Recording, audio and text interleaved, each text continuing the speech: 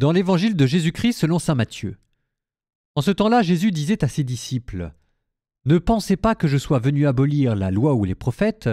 Je ne suis pas venu abolir, mais accomplir. Amen, je vous le dis.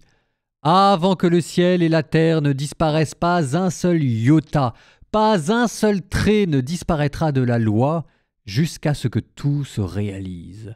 Donc, celui qui rejettera un seul de ces plus petits commandements et qui enseignera aux hommes à faire ainsi, sera déclaré le plus petit dans le royaume des cieux.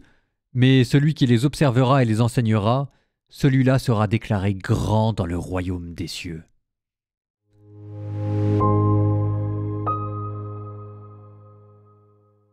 Les péchés, il y a les petits, il y a les gros. Alors les gros, il faut faire attention, notamment dès que ça vire à l'addiction ou quand par leur gravité, ils nécessitent une confession rapide. Il faut lutter contre ces grands péchés. Mais ça ne s'arrête pas là. Il y a aussi les petits péchés qu'on appelle les péchés véniels, c'est-à-dire pardonnables, et pour le coup, on a vite fait de s'en accommoder.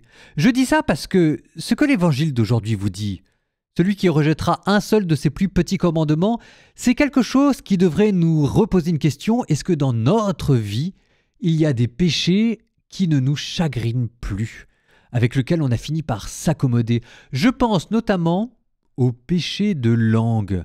Comme dit le proverbe, une petite veste en passant, ça fait toujours du bien. Est-ce que cette petite phrase maladroite, cruelle, mesquine et inutile, que souvent on ne peut pas s'empêcher de sortir, est-ce qu'elle vous chagrine encore?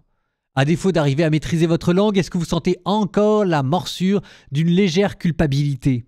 Ou bien encore, dans le fait de ne pas rendre service, dans le fait de ne pas s'occuper de son collègue, dans le fait de ne pas, à la maison, vite débarrasser la table ou de ne pas mettre le meilleur de soi-même pour l'entretien domestique, est-ce qu'on a fini par s'en accoutumer?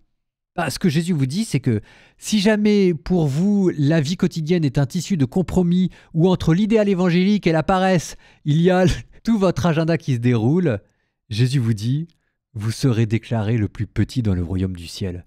C'est dur, c'est vache, mais en même temps, c'est bien que de temps en temps, ils nous remettent une claque, quoi.